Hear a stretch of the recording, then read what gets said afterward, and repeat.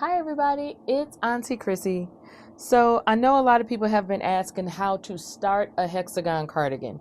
So you're basically looking for that hexagon template to even get started on the hexagon cardigan. So let me go ahead and zoom in a little bit and I will show you what I know.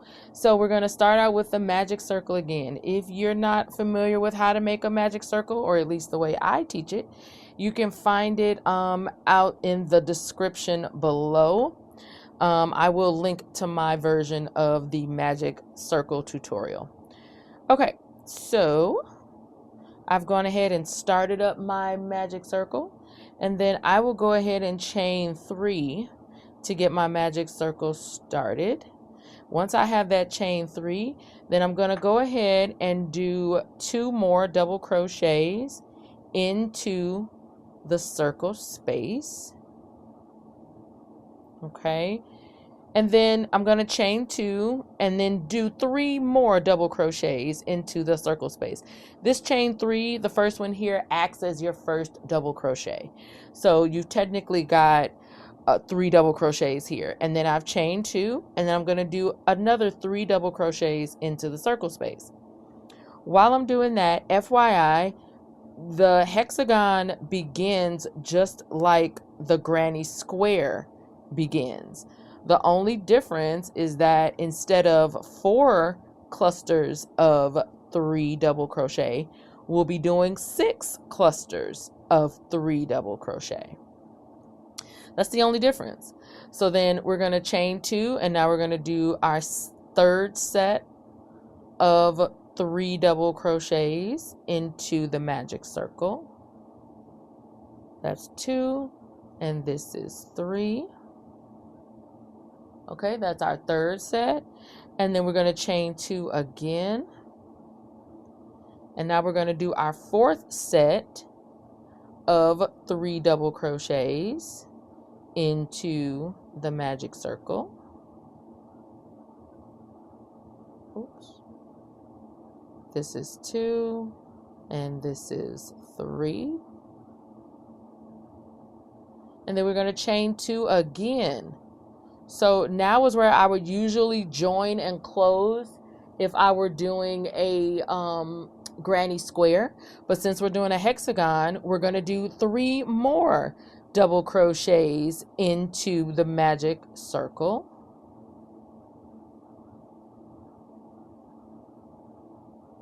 That's 2, and this is 3. And then we're going to chain 2 again. So now we have 1, 2, 3, 4, 5 clusters of 3. And now we're going to scooch down and create a sixth cluster of 3 double crochets. That's 1. This is 2. And this is 3. And now we're going to chain 2. And then we are going to slip stitch to that first top of that chain 3 that we just created when we started. And then I'll tighten down that slip stitch a little bit. Tighten that down, and I'm going to go ahead and chain 1 so I'll be ready for the next start. Okay? All right.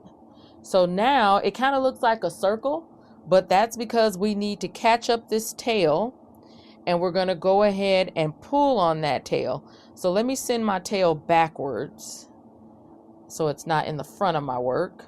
So now the tail is hanging out back. And then I'm just going to put my fingers in here and pull on this tail as a support, and that will start to close that circle up.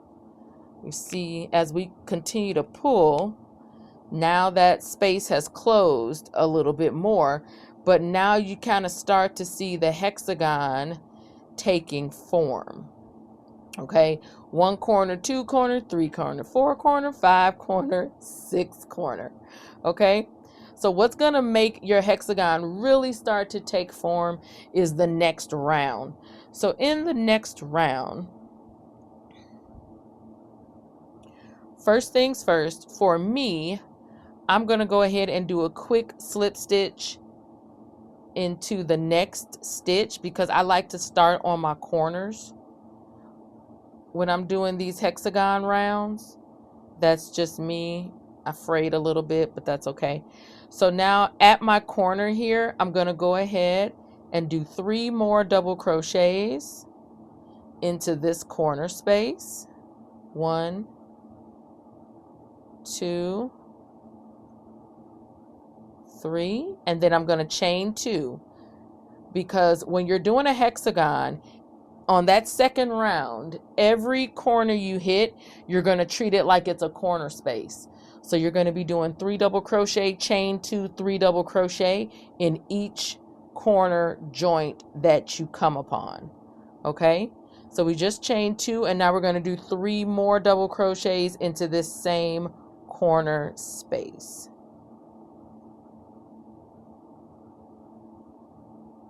And 3.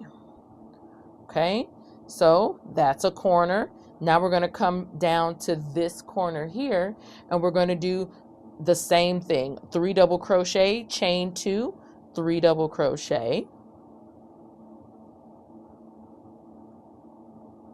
1, 2, 3, and then chain 2. That's 1, 2, and then 3 more double crochet into this chain space. Same space. 1, 2, and 3. Okay, so we're going to continue doing this all the way around in each of these corner sections that we have left, and then I'll meet you guys back at the beginning. Okay, so now we find ourselves back at the beginning, and what I am going to go ahead and do is go directly excuse me, into this at top of that first one we started with and do a slip stitch. Going to go ahead and tighten that slip stitch down, and then I am going to chain 1 right there. Okay, and then I tighten that down. So what we have here is now what is starting to look more like a hexagon.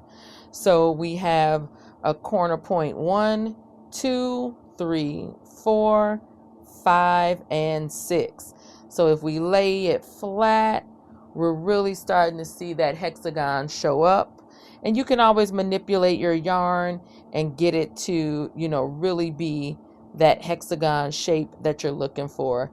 It's all about yarn manipulation and stretch outs of this yarn. Okay, so there's the round 2. Now we're going to go into round 3. The only difference in round 3, and this will be what you'll continue to do moving forward, is that in the center spaces, such as this area here, you're just going to do 3 double crochets into the center space. So it's just like with a granny square. So if this is a corner, this is one of your 1, 2, 3, 4, 5, 6 corners. So if this is a corner, you're going to do 3 double crochet, chain 2, 3 double crochet in the corner. But then this here is a middle space. So in the middle space, you're going to do just 3 double crochets right into the middle space. Just the 3 double crochets here, and that's it. And then you're going to move to the left and go ahead and put in your next corner sequence, which is 3 double crochet, chain 2, 3 double crochet. And then as you turn your hexagon, you find that you have another middle space. So in that middle space, it's just 3 double crochet again. And then as we keep going left, we find out we're at another corner. So then you do your corner sequence, 3 double crochet, chain 2, 3 double crochet. Okay, let's go ahead and start that demonstration for you. So we'll come in, and with the place that we're coming in at, I'm actually going to, if this is a corner, then this would be our middle space right here, and this would be the corner. So I'm actually going to go ahead and do the 3 double crochets into the middle space that's right at our join when we did our slip stitch join. Okay, so there's our 3 double crochet. And then right next door, we're going to go ahead and do the corner sequence, which is 3 double crochet, chain 2, 3 double crochet. That's 3, chain 2,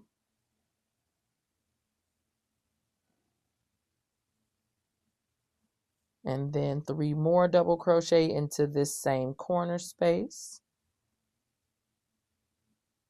That's 2, and then 3. Okay. And then as we continue to go left, we see a middle space. So we're going to go ahead and just do 3 double crochet into the middle space. 2 and 3.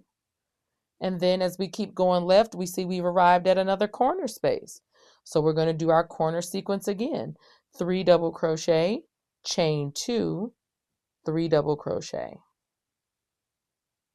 That's 2. This is 3. We're going to chain 2 and then 3 more into this same corner space.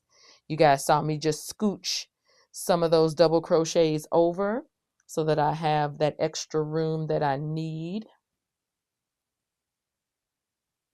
to put those additional 3 double crochet into the corner space here. 2 and then 3.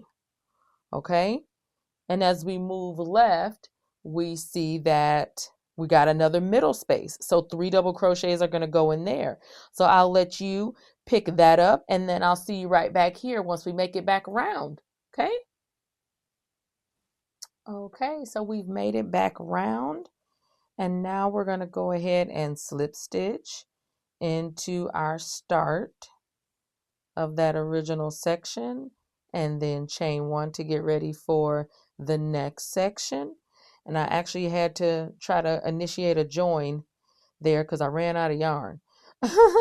But you will see that we now have what looks like a really good looking hexagon here. And then you'll just go ahead and continue this out. So even if you want to kind of turn it whichever way you want to turn it and make it be a hexagon for you. Okay, so again, we still have our 4 corners. 1, 2, 3, 4, 5. I'm sorry, 6. 6. 1, 2, 3, 4, 5, 6. Okay, what you're gonna start to notice when you're moving towards the hexagon cardigan is that when you start to, as you continue to build it out, you're going to be able to fold it. Ignore all this yarn scrap back here.